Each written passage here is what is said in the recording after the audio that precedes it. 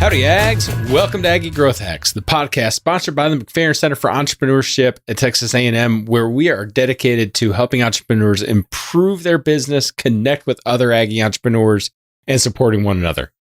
I'm your host, Greg Martin, fighting Texas Aggie class of 2001. And I'm your co-host, Chris Hunter, fighting Texas Aggie class of 1998. Whoop! Well, we got a little story for you, Ags. Ross Lindsey, fighting Texas Aggie class of 2006, is the co-owner and founder of two franchise companies, Mosquito Hunters of Southlake, Richland Heights, and Grapevine, and he also just recently opened up Humbug Holiday Lights. Ross's dedication to customer service and empathy for his clients are two of the reasons why these two amazing companies are experiencing such growth. So pass it back and listen up to Ross as he shares some really good bull. Well, Ross, thank you so much for joining us on this episode of Aggie Growth Hacks. I know that we have been really trying to coordinate this. You're like all the other entrepreneurs that we have, a very busy schedule. So thank you for your patience and grace as we're going through this. Thank you for allowing us to learn about you and the companies that you have. Oh, thank you. Happy to be on and happy to be a part of the Aggie Network entrepreneurs and get to hear about others and others' journeys and learn from them. So thank you for putting this on and having me on. Well, it's definitely our pleasure. It's what we love doing. And so, Ross, tell us a little bit about yourself, your entrepreneur journey, your not businesses, and kind of what has gotten you to where you are today. You grow up and you think, okay, just do what you're supposed to do and then move on to the next task. It's like you graduate high school, get a job, or go to college, get a job, and live life. And then you kind of go down that path, and then somewhere in the middle of the have a job path, you kind of realize I'm putting a lot of energy into this, and it's like, okay, well, is this the energy I want to be putting forth? And I kind of started to realize that maybe business ownership would be something there for me, and the thing that kept me from pushing it off was, well, I'm great at, working with people, talking to people. I wouldn't call it sales, but just, education on whatever it is, the sphere that I'm working in and working on, and kind of the operational job at hand. But I knew in the back of my mind, there's the HR, there's a hiring, there's all the benefits and all the things that, isn't nearly as fun as getting out that and talking to entrepreneurs people. don't get into business to do. Yeah, it's crazy. I found out that what I really like to do is like sit at like Hop and Sting Brewery in Grapevine and have a beer and talk to people. Why can't that be your That everyday seems job? like a great job. Are you hiring? Yeah, right. And it's crazy. Last week I sat at Hop and Sting Brewery and had a beer with a networking partner. Hop and Sting Brewery is also a Mosquito Hunter client. And so it's like, all right, I did it. I achieved my life goal. Now what? But no. And so like, you find out what you're good at and what you enjoy. And it's like, okay, I'll figure out the rest later.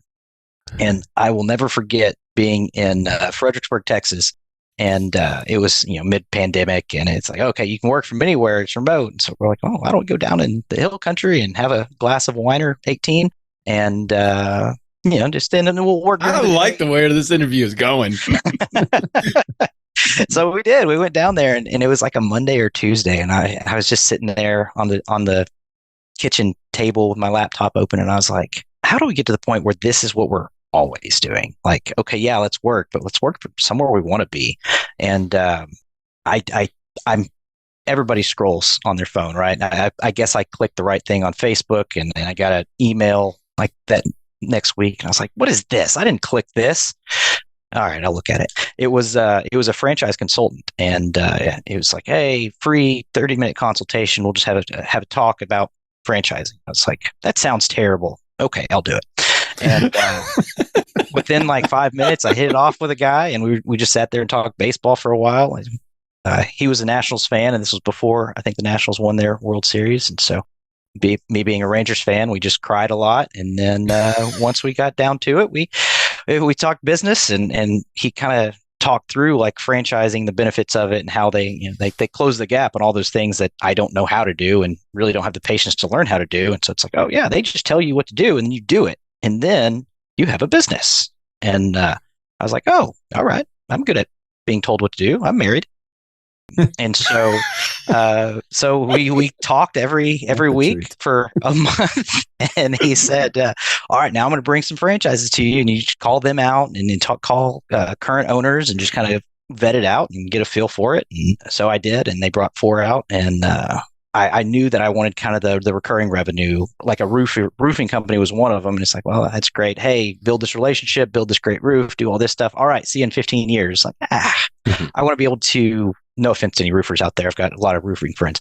Anyway, I wanted to have something where you're working, you're constantly building those relationships. It's the recurring revenue. It's local. It's in the community. Those kind of things. And so I remember when my wife and I moved into our old house, like the first thing we did is like, well, like we need to do something about mosquitoes. That way, we can hang out in this great backyard.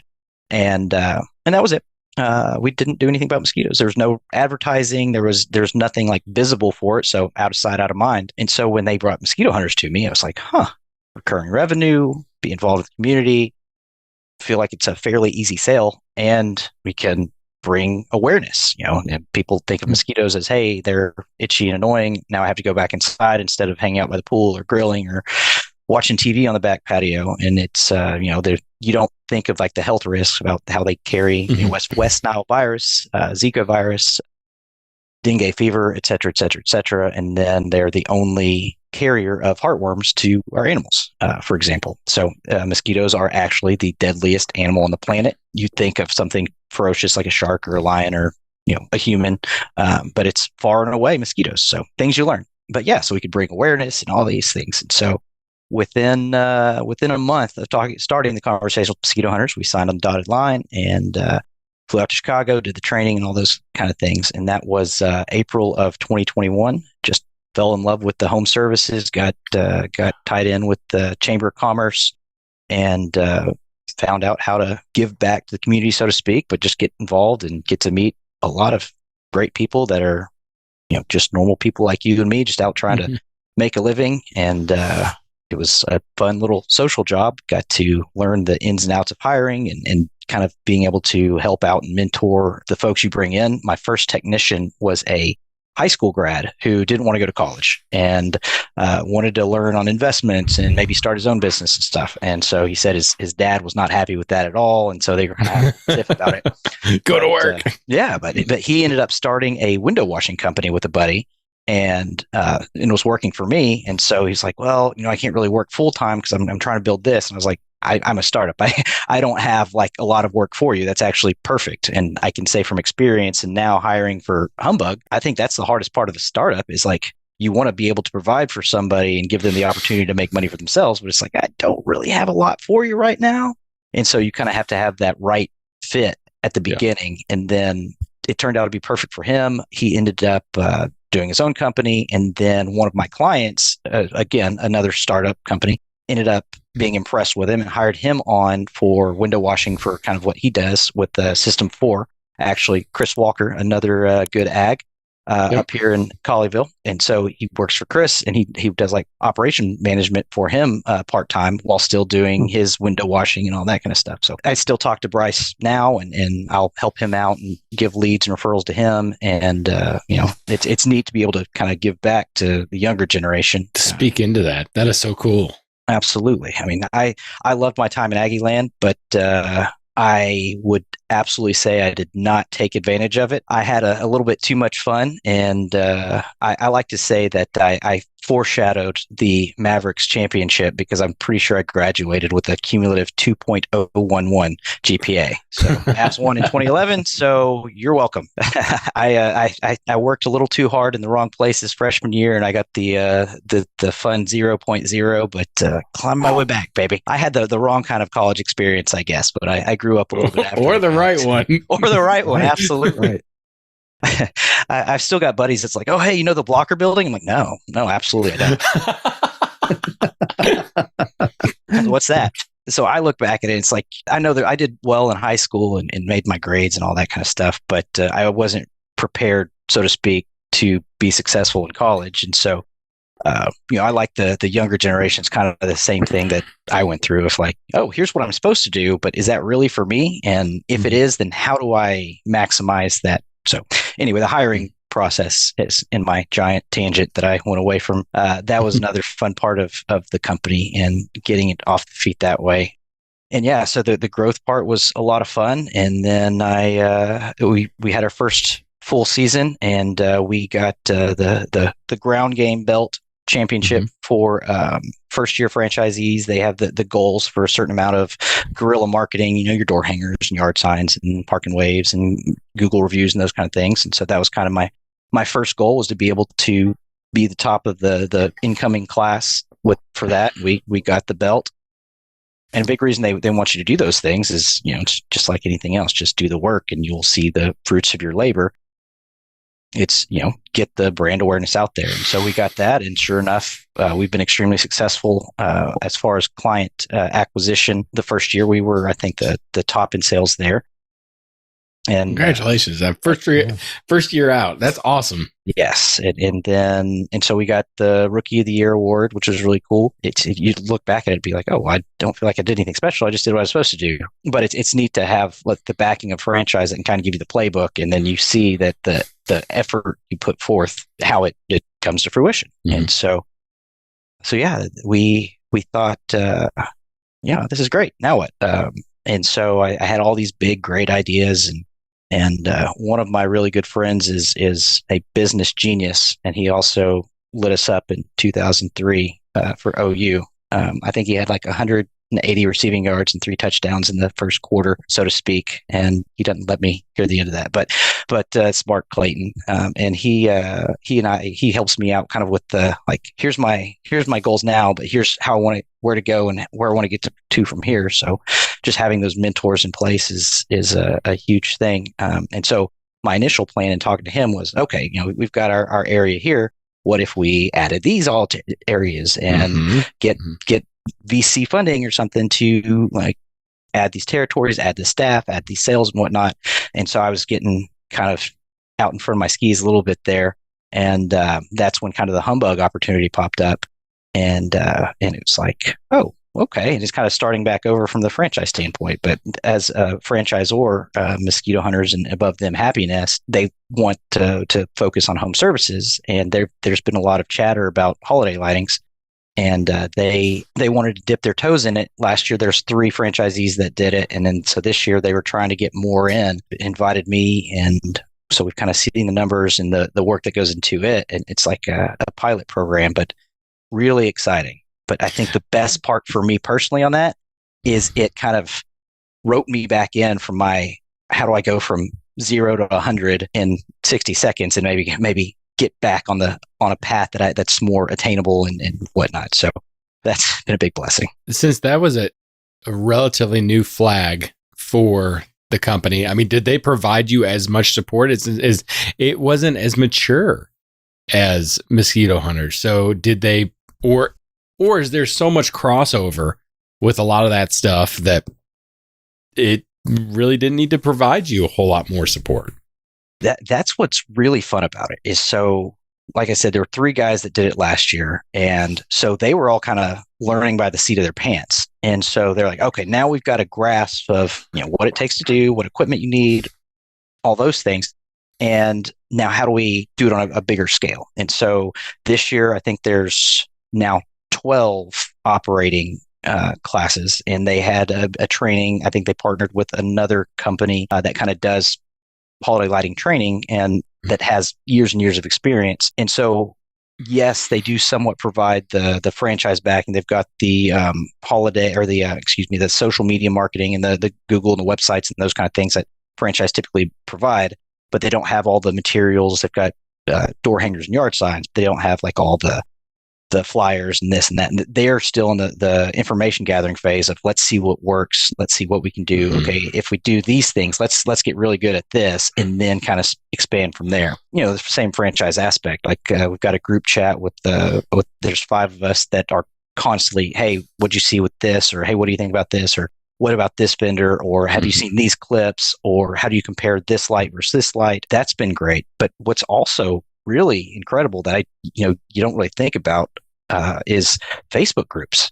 There are an unlimited number of Facebook groups to any certain topic, like pest control and holiday lights and roofing and whatever else. And so you just get on these groups, and then it's like, the few minutes a day you have to just kind of rest and scroll. My feed is nothing but at this point, like holiday light groups and pest control groups of just all that different information. So it's amazing that if you do want to be an entrepreneur, like, and start at like any kind of level, like there's information there to be had. And as you guys know, people just love to share and kind of build each other up and pay it forward from what they've been assisted with. That's pretty awesome. Yeah, I 100% agree with that. I mean, I'm in so many Facebook groups and all that kind of stuff that other masterminds and other marketing agency owners that we're constantly sharing information back and forth and really having that mindset of, hey, we're out here to share.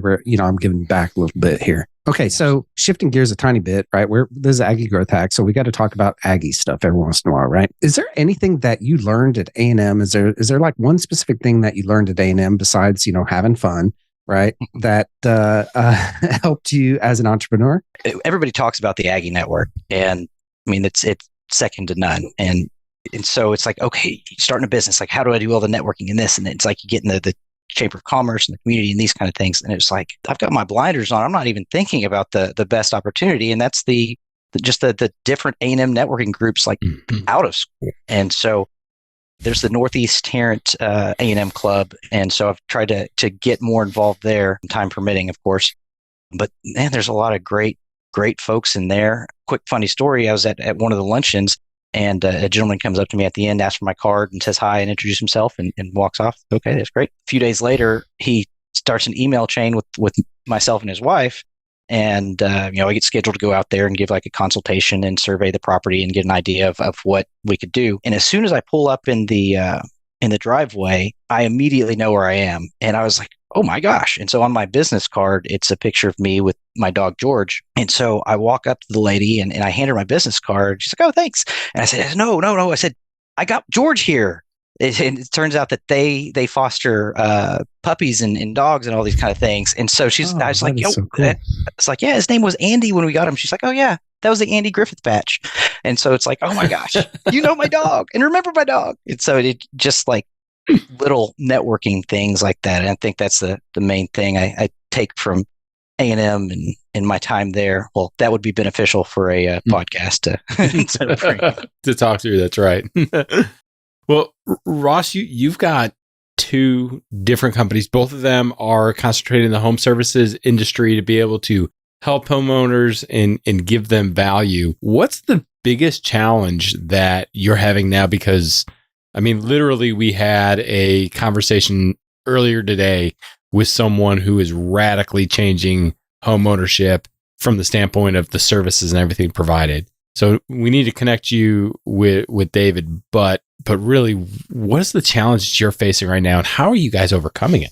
For me, I would say it's kind of education. And I know it's on a smaller scale, but like if we're talking to somebody about mosquito control and this, it's the education of setting the right expectations and understanding. I had one client before, and I should have known better. He went to Baylor, but we go in and we do what we say we're going to do, and we point out like, okay, mosquitoes, they like shaded areas. They like standing water. They're attracted to places where they can hide, where they can rest, where water will come in and sit. And so gutters are like the silent killer, so to speak, because nobody can see what's up in the gutters. And if it's just slightly clogged, you get any kind of rain whatsoever, it gets underneath the debris and then it just sits. And so mosquitoes can sit there. It's cool. If it's underneath trees and shade, it's not going to evaporate. It's going to stay shaded, and just more debris is going to be there. So it's perfect. And so this guy had you could see clearly overflowing things in this gutter, and he complained and complained and complained. And so we keep coming out and putting larvicide in all the places we need to, and hit hard the areas where we could.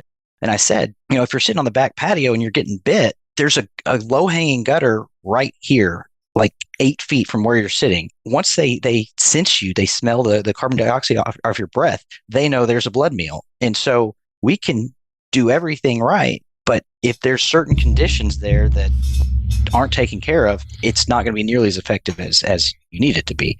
And so, he just argued back and forth and said, well, that's what I'm paying you for. I was like, you are. That's right. You're paying for us to do the service. And You're the educate mosquito you hunter, on not the gutter cleaner. Yeah. So there's that. You'll run into people with the mindset, and I'm sure we all have it at some time. You get so wrapped up in what you're doing, you're not really listening to what's being told by the professionals that are trying to help you. And so I think that's kind of the biggest thing. Also, golf courses. Golf courses are a lot of fun. They're constantly watering, and so they're not necessarily putting out larvicide and doing their job to help. So those areas, they typically need a lot more TLC. But again, it's just the education and showing what things work or what things are doing, how and why. And then if you can kind of combat those, then things will improve. On the opposite end of the spectrum, my first year, we had a client who went to junior high with, and her husband's an Aggie. They had a bunch of landscaping that were issue spots. And so we had to go do quite a few retreats that year and talk to her about it. Next year, they kind of re-landscaped everything. Haven't had any problems since. Awesome. Yeah, that's pretty cool. So let's dig in a little bit on, do you actually own two businesses, or are they like two separate entities, with Mosquito Hunters and with Humbug Holiday Lights? Yes. Okay. So let's dig in. I mean, we've talked about Mosquito Hunters a little bit, and I know that, when this episode is dropping is around Halloween, right? Actually, I think on Halloween Day, if you're listening to this on the day that this actually drops. So tell us a little bit about Humbug Holiday Lights and how, you can help people, hang their holiday lights. Well, it's fun, the home services, because I can look back at, again, the same house we just moved into, and we have 5 kids. We've got a big family, and they get on each other's nerves and occasionally ours. So we had to have some space so that way we're not all on top of each other. And so we had a decent sized house, and so it's like, okay, now we need to get holiday lighting. I couldn't find anybody to save my life, and if I would just whisper into my smartphone, then Google and Instagram and all those things, now would probably just hammer me with it. But back then it was like, okay, who do I call? And I'd Google and I might find somebody, but there wasn't any like great marketing on it. And so we would have somebody out and they'd, all right, yeah, here's cost. We can be out this date. Great. Come on. And they'd come out and they'd get their ladders up, and then I'd ding dong. I'd go to the door and we can't do it. The roof's too steep. We can't really safely. It's like, oh, okay. So fast forward 3 or 4 other people, and same thing. And finally, I reached out to the previous owner and asked who they used, and they said the landscaper. And so I had him come back out. Shout out Heriberto, and he came out, and they came, did all the stuff. It was great, but it was just hard to find somebody. And so it's a huge market. It's a great market, but it's difficult to really find somebody. And then once you do, like, you don't know them from Adam. And so it's like, okay, maybe you get a referral from your neighbor or something like that, but you don't necessarily know what's going on, who to call, like what they're doing and all those kind of things. And so for me, it's kind of the same aspect. I want to be able to be on the forefront to where, you don't have to look under every rock to find you. And I want to educate far more than anything else. It's like, to learn the things about the different lighting. Across the street, they just had their lights put up. And so like a creeper, I'm standing out in front and I'm showing my wife and I'm pointing and I'm looking, I'm saying, oh, look at this. They're doing this. And like, oh, you did, the wires are like that. It needs to be. And I can see a silhouette in the window. And I'm like, I mean, you already saw me. I'm just going to keep going, whatever. But it's like you don't really know what you're getting or what you're paying for. And so I want to be able to say, okay, so here's what we do. Here's how we do it. We've got the different colors of wires. We're looking for, the outlets, and we've got to make sure that we're within code and the right amount of electricity going into, you can't just like stack an infinite number of lights and expect everything to work out. So you've got to take into account those things to make sure that you're doing it right, you're doing it properly. You're not going to cause a potential catastrophe with too much electricity going through, short out, cross wires, whatever. And then the little things of making sure that the cords are hidden well or blend in with the color of the roof or the siding or the paint so that it looks crisp and clean, just the little things. And so I believe in doing things the right way and taking the time to do so, but also educating. So if somebody's like, wow, that's a little bit more than I was expecting to pay for, and say, well, it's not just some number. And I want to be on a a reasonable cost as well. But I want to say, this is what we're doing. These are the highest quality lights we possibly can provide. Here's the warranty that comes out. If anything, if there's high winds one night and things get blown off, then we'll come back out and make sure that it's good as new, no cost there. That's part of what we're doing, and make sure that everything is how you would want and expect it to be. Mm-hmm. Ross, that attention to detail is got to be so critical in both of your companies, but specifically that one, because this is something that people drive around and look at the other lights to be able to do that. So let me ask you a personal question. How early is too early to hang up Christmas lights? Because I've got my own idea, and then conversely, how late is too late to take them down? So what's the proper Christmas light window here? It's asking the right question. It's not put up or take down. It's turn on. So that's going to be the big question. So, and also HOAs and those kind of things. You gotta follow the rule book of the HOA and make sure that those folks are happy. So, we do early bird discounts on 10% off for to hang up before November 1st. So you've got like 4 hours from the time you listen to this. But yeah, to your credit, I mean, like I said, it's across the street. I mean, it was, I guess, mid-September, and even that seemed, not in a fairly normal time frame. I mean, I'll drive around, and if I see lights on a house or a business, I might throw the e-brake on and tumble and roll out of the car to go examine it and all those good things. I've learned that I do really weird things, I guess, out of habit. If I go to somebody's house even if I've been there 1,000 times, I'll stop and poke around and look for standing water and kind of see where problem areas might be. And luckily, all my friends are just used to it by now, but it's up to you, right? Like, when's too early to start listening to Mariah Carey? All I want for Christmas is you, baby. So, okay, now maybe I'm going to offend some people and everything, but that happens only after the Thanksgiving dinner. That's and is after Thanksgiving dinner, and then in our household, we personally judge people if they have their Christmas lights on after. We give them until Valentine's Day. I don't know why Grayson, my son, said Valentine's Day, but he said, okay, that's the standard in the Martin household. those are good numbers. The way to get around that is change the colors. I mean, if you've got traditional like white, that's an awesome Labor Day lighting you've got there, or your red and white. You got your Valentine's Day's colors, and you can do green and white for St. Patty's. And then, Easter, you can do the pink and yellows and greens. Every game day we need to have is proper to have maroon lights. Oh, absolutely. That's acceptable. I'll give you that. Year round, I'll give you that. Absolutely. And I know it's probably blasphemy in some corners, but there was a house in our old neighborhood, and they had the cool whites and then bright purple, and they had their TCU flags up. And I'm sorry, but I thought it looked phenomenal. Like every time I'd pass by, I'd be like, all right. That's awesome. I absolutely love that. And we need more of that here in Aggie land, right? Everyone, it should be running those maroon and white lights all year round, right? Okay. So for business, it makes a difference. I mean, if you're driving down the highway at night, it pops out. You can see it, you notice it, and you're like, that looks really good. Oh, I didn't realize there was a whatever restaurant there. Well, with businesses, anything goes, right? They can do, but it comes down to HOAs and really, what's acceptable in neighborhoods, I would think, right? So absolutely. Let's dig into my most favorite question of them all, right? What is your big, hairy, audacious goal, your moonshot, your 5 to 10 year vision? Where do you want to be in 5 to 10 years? Happily married. That's the big one. I don't want to drive my wife too crazy with my with my never ending ideas and goals.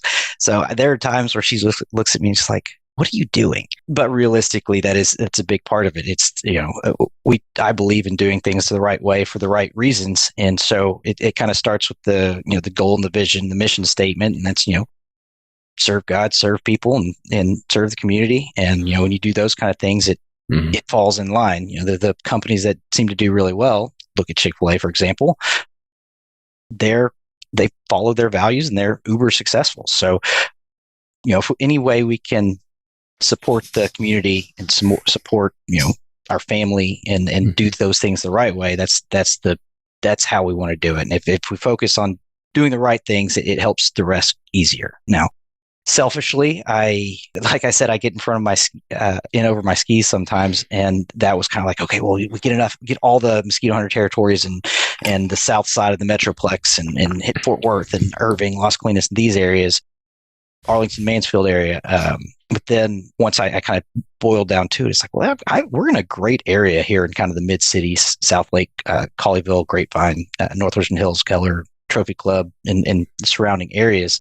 I mean, there's 55, 60,000 homes around here. I mean, there's no limit to how much we can do within just that territory, and just growing what we've got and taking Humbug and seeing how we can do with that as well, and just do things the right way and serve the community. Another reason that we jumped into mosquito hunters was we had a lawn service or whatever that I won't name, that, and you get on Nextdoor and you hear all the same things. It's, oh, well, supposedly they came, but I'd watch out the window and they'd pop by, put something on the front door and leave. They didn't even do anything.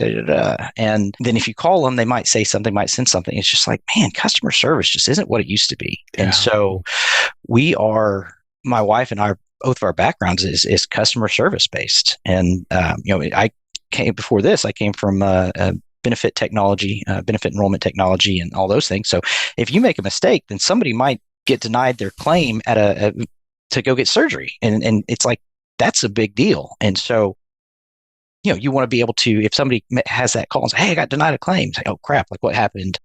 Whether it's our problem or our fault or not, like, okay, we're going to get in touch with the BCBS or whomever, and we're going to get an emergency ad and make sure you're taken care of and give them all the data that they need. It's customer service. That's kind of where we've always been. And so in the home service, especially, I mean, pest control, lawn ornamentals, weeds, maids, just pool service, all those kind of things. Like if you've got a pool and you walk out one day and you look at your pump and it's a geyser 30 feet up in the air, you don't want to hear, oh yeah, I can have somebody out next Friday. I mean, you need that help now. And so granted, you're not going to see that with like mosquitoes or whatever, but you just want your customers know that they're heard.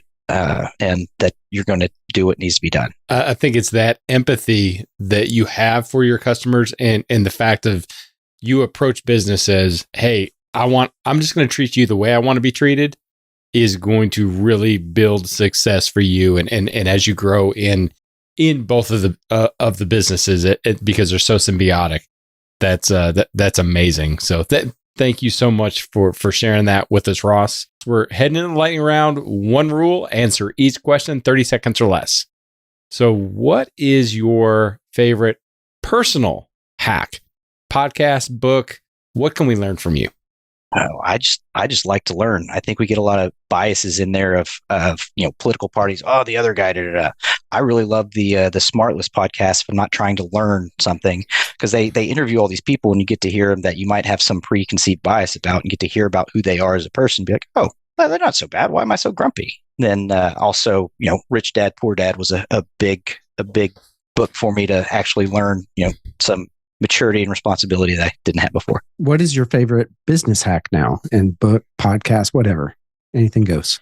So I would say two books really come to mind, and that's Leadership and Self-Deception and The Slight Edge. And so I think the leadership thing, it kind of helps you put yourself in the other person's shoes. It's really easy to get an environment where you get frustrated with somebody and all you see is what you see, but to be able to take a step back and be like, okay, why is this person being this way towards me? And then The Slight Edge is just talking about every decision you make is right or wrong, so to speak. You're going to have compounding interest if you continuously make the right decisions. Do I go to the gym today or not? It's like, I don't really feel like it. And then what happens? Like just the down scope of all those things. And so it was, I mean, they're both somewhat commonsensical, but eye-opening at the same time. Ross, what is the best bit of advice you've been given, and how have you applied it? Kind of go in line with just do the right thing over and over and over, and kind of said earlier, love God and love others, and that's kind of it. If you can sum up all 66 books of the Bible in one sentence, I feel like that's a pretty good way to do it, and it hadn't failed me yet. Love that.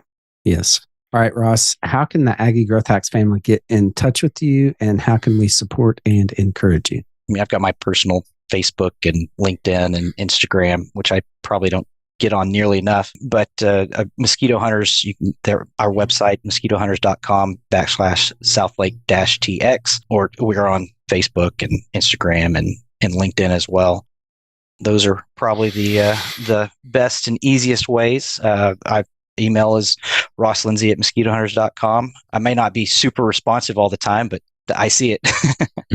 Well, Ross, thank you so much for sharing your heart. Thank you so much for really educating us on both of your businesses and how you serve clients and really have grown as an entrepreneur. Super excited to see what you and your team do. And really, Ags, if you are not connected with Ross, make sure that you reach out to him. And if you're in that area and you got 4 hours in order to get that holiday special. So tell him, give him the Aggie Growth Hack special. Absolutely. Hey, if you say you've heard about us on Aggie Growth Hacks, we'll just continue that discount. There you go. All right. Love it. Well, how about that, Ags? Was that pretty awesome or what? I know that I took a lot away from that interview with Ross, and I wrote down a whole page of notes, honestly. What about you? What was your biggest takeaway there, Greg? Well, he didn't say that this was one of his hacks, but I love how he has curated his social media feed, whether that be Facebook or LinkedIn or Instagram, to basically be about something that helps him with business and to be able to use that as a networking tool. So instead of just, taking the time when a lot of us are using social media just to kind of get away and just let our brains shut off for a couple minutes, to be actually use that to curate that, to say, okay, how can I come in with like-minded people, whether it be entrepreneurs or mindset quotes or posts or whatever, but to really be able to say, how can I build myself up through the use of social media? I mean, that's a brilliant hack and something that makes all the sense in the world, but I don't know why anyone hasn't really said it the way that he did. So that really was kind of a light bulb moment for me. What about you? No, I 100% agree on that. And that's something that I had a mentor, tell me to stop being a consumer on social media and start building the social media. So it kind of, talks about that too. My takeaway was really about learning, right? In general, and it kind of dovetails into exactly what you're talking about, is that he had a learning mindset. Right. Mm-hmm. That I'm going to learn. And we talked about all sorts of books, even before and after the interview. I'm a book geek, so I love reading books. I surround myself with books, constantly reading. So that kind of resonated with me. And that's because, honestly, as entrepreneurs, we can't sit on our laurels, right? And I had a mentor that told me once that if you want to evolve your business, you have to evolve yourself, right?